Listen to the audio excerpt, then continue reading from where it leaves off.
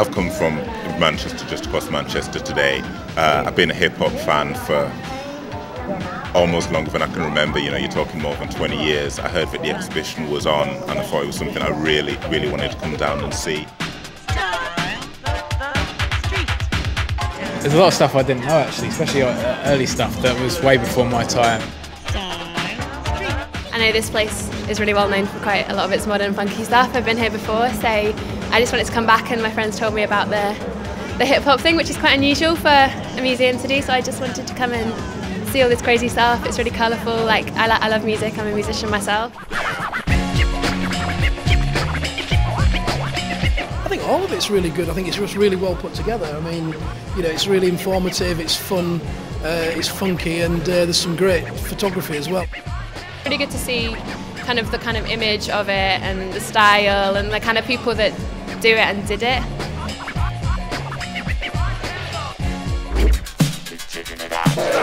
So far, I think seeing it move from the sound system culture and how we kind of integrated the American hip-hop into what was already happening here, and how it was kind of a bit of a mishmash of people that caught onto bits and pieces of the art and kind of did it in their way.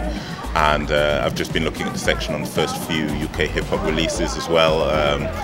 One or two of them I've heard of, but you know, like there's a lot of those records which, you know, I just sort of don't know at all. So I think maybe I need to go and try and find some of those on vinyl.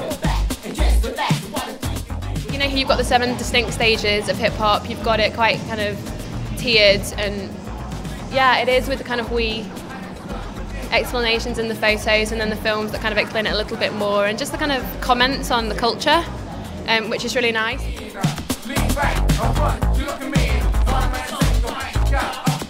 Not just to see, you know, the exhibits about people and things that I knew, but the things that were before my time. You know, when you're talking about clubs in the 70s, you know, like early 80s, you know, I was only a kid back then, so it's good to see where the roots really came from for UK hip-hop. It's a universal musical kind of driven culture. You know, things that you can really get into the detail of if you want to, but if you just want a quick walk around, it's quite interesting as well, just to sort of, you know, if you don't know a lot about it. So, yeah. I think you can see it on different levels. You know, it's quite nice. You can come and revisit it.